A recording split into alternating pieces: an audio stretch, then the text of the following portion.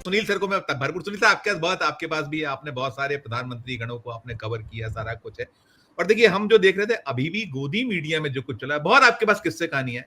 गोदी मीडिया अलग तरीके से प्रस्ताव, और जो राजेश जी ने बता दिया है बहुत कुछ, आडवाणी जी का नाम आता है, अटल जी का नाम नहीं आता, और जो लोग जिन्होंने गढ़ा उन्हें, उनका नाम कहीं नहीं आता। और देखिए ये तो सारा देश जानता है कि गोदी मीडिया एक लाइन एक शब्द अपने मन से नहीं चला सकता। संजीव जी एक चीज, सुनील भाई से पहले एक मिनट माफी मांगते हुए, दामोदर दास मोदी का नाम नहीं आता, आप बात कर रहे हो अडवाणी और अटल की? जी ठीक ठीक, जी जी जी। क्या आपका क्या वो है, आपके अपने जो विश्लेषण है एक हमारे देश के सामने, जो हम कह रहे हैं कि बहुत सारी चीजें गोदी मीडिया नहीं बताएगा, हम बताएंगे आपको, आपका अनुभव, आपका विश्लेषण। धन्यवाद संजीव जी। क्षमा चाहते हुए आपको बहुत लेट लाया हूं, मैं क्षमा करिएगा, मुझे आज ऐसा पैनल नहीं, कोई बात नहीं, कोई बात नहीं जी। प्रधानमंत्रियों में मैं जवाहरलाल नेहरू जी को मैंने नहीं देखा, उनके पढ़ा है लाल बहादुर शास्त्री जी को मैंने नहीं देखा जी। इंदिरा गांधी को देखा है।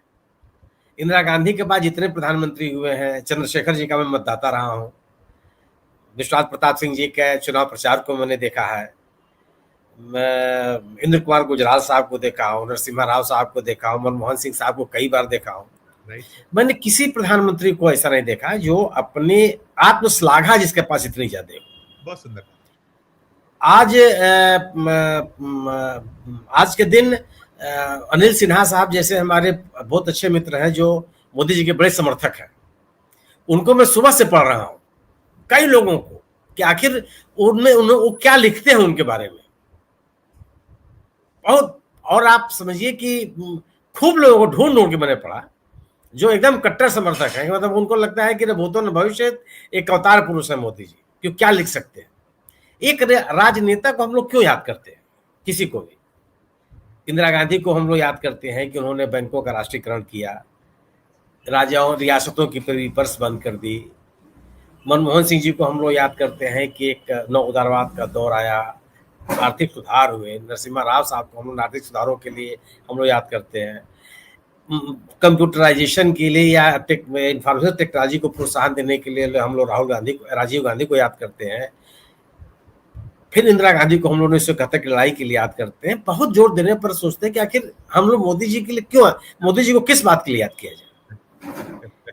कोई भी नेता, अभी अनिल सिन्हा जी ने जयप्रकाश जी का नाम लिया, जयप्रकाश जी तो मंत्री भी नहीं थे, मंत्री छोड़ दिए, एमपी एमएलए भी नहीं थे, लेकिन आम आदमी को सशक्त करने के लिए उन्होंने प्रयास किया, सरकार को नियंत्रित करने का उन्होंने प्रयास किया, आंदोलन खड़े किए बिना किसी स्वार्थ के। सवाल है क्या कोई सरकार या कोई भी नेता अगर वह आम नागरिक को सशक्त नहीं करता है तो क्या उसका कोई उल्लेख बचता है क्या? ठीक बात।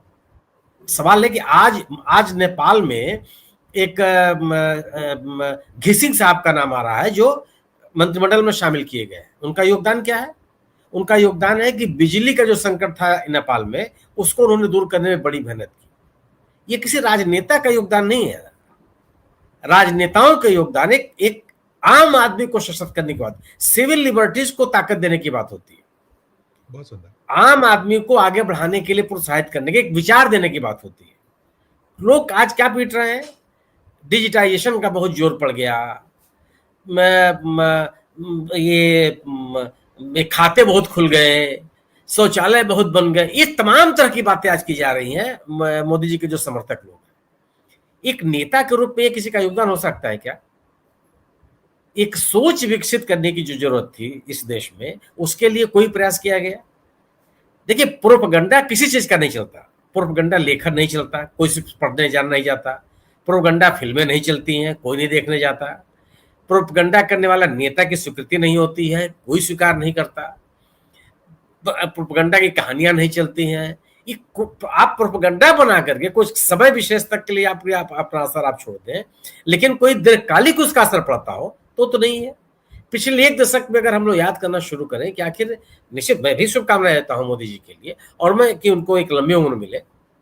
मैं 2002 में पहला चुनाव कवर करने के लिए गया था गुजरात में, और संजीव जी मैं आज स्वीकार करता हूं कि मैं मोदी जी का समर्थक हो गया था। मैं बड़ा जबरदस्त समर्थक था कि मुख्यमंत्री हो तो नरेंद्र मोदी जी जैसा। जब 2002 का दंगा हो चुका था, जी बावजूद उसके मैं मेरे मन में जब मैं कई जिलों में गया तो मुझे लगा कि उसके बाद जब ये भुज का वो हुआ भूकंप भूकंप भूकंप के बाद में गया था तो मुझे लगा कि क्या शानदार सरकार होती है। लेकिन जब मैं 2007 का इलेक्शन कर देखने गया था, 2007 का इलेक्शन था या 12 का, मेरे ख्याल से 13 का कुछ इलेक्शन था ये, तब मुझे लगा कि आखिर ये गुजरात कहां चला गया है। गवर्नेंस की कोई बात ही नहीं, केवल ध्रुवीकरण की बात, केवल और केवल ध्रुवीकरण, पूरे गुजरात स्टेट को अब बांट दिया गया। और आप सोचिए कि 2004 का संभवतः इलेक्शन था, वो 2004 का या 2009 का इलेक्शन था लोकसभा का। Yes sir. मैं गया था और मैं था नौसारी जिले में, डॉक्टर मनमोहन सिंह साहब की प्रधानमंत्री के रूप में वहां जनसभा थी। नौसारी से मैं लौट रहा था जनसभा के बाद, तो हमारे साथ एक लोकल संवाददाता थे, पत्रकार थे वहीं के, उन्होंने कहा कि आज इलेक्शन पूरा बदल गया। और उसने कहा कि आप जब पहुंचेंगे भरूच तब आपको समझ में आ जाएगा कि कैसे इलेक्शन बदला है। जो भागीदारी नौसारी में थी अल्पसंख्यक समुदाय की, जबरदस्त भागीदारी थी, और वह भरूच आते आते उसका इतना जबरदस्त रिएक्शन किया कि पूरा का पूरा इलेक्शन 2 हिस्सों में बट गया, पूरा का पूरा इलेक्शन। और हो गया कि अब कांग्रेस के हाथ में इलेक्शन नहीं रह जाएगा।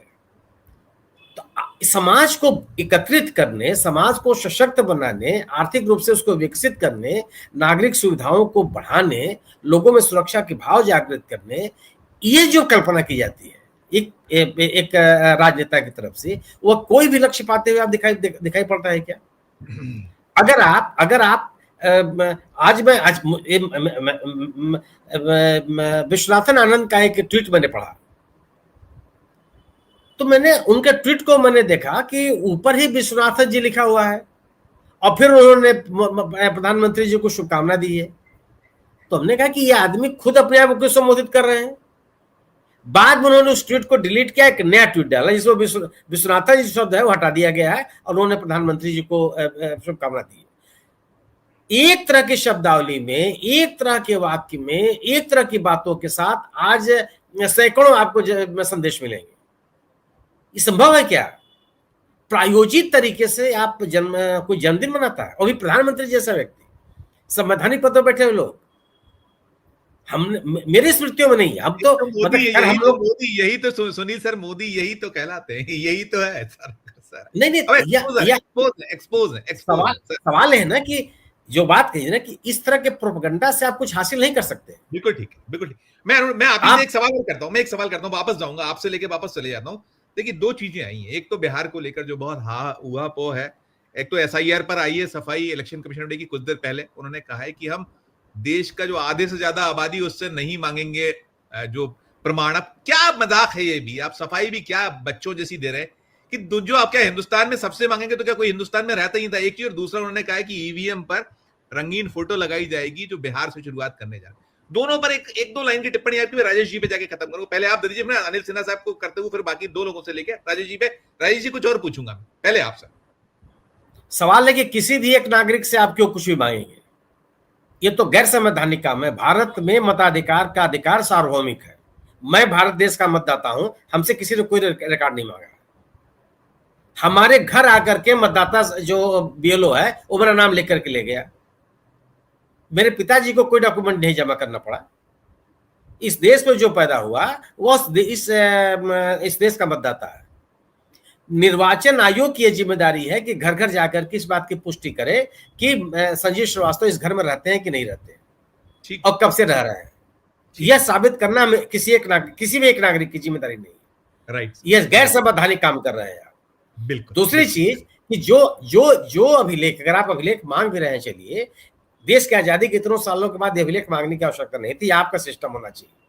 और अगर आप मांग रहे हैं तो आप वो अभिलेख क्यों नहीं ले रहे हैं जो सबके पास है? बिल्कुल बिल्कुल बिल्कुल। आप ऐसे अभिलेख क्यों मांग रहे हैं जो किसी के पास नहीं है? आप गिनती गिना रहे हैं कि 11 अभिलेख हम मांग रहे हैं, अरे इसमें और जोड़ दीजिए कि अगर आप पूर्व सांसद रहे हैं तो आपको देने की कोई जरूरत नहीं, देने आपका एक कार्ड लग जाएगा। फिर आप दे दीजिए साहब, क्या पूर्व विधायक रहे हैं तो आपको कोई अभिलेख देने की जरूरत नहीं है। फिर आप लिख दीजिए कि साहब आप संयुक्त राष्ट्र संघ में प्रतिनिधि रहे, तब आपको कुछ देने की जरूरत नहीं। कौन सी बात होती है? ठीक। आप एक सीधी सी बात है कि किसी भी नागरिक को कोई भी अभिलेख देने की आवश्यकता नहीं है, और वह जो अभिलेख आपके पास है वो मतदाता। एसआईआर देश के नागरिकों के साथ बहुत बड़ा धोखा है, ये जो आरोप लगाया जा रहा है विपक्ष को, और निर्वाचन आयोग को इस जो भी आशंकाएं थी इस मसले को लेकर के, उन आशंकाओं को दूर करने की जिम्मेदारी थी, जो उसने नहीं किया। सबसे बड़ा सवाल यह था।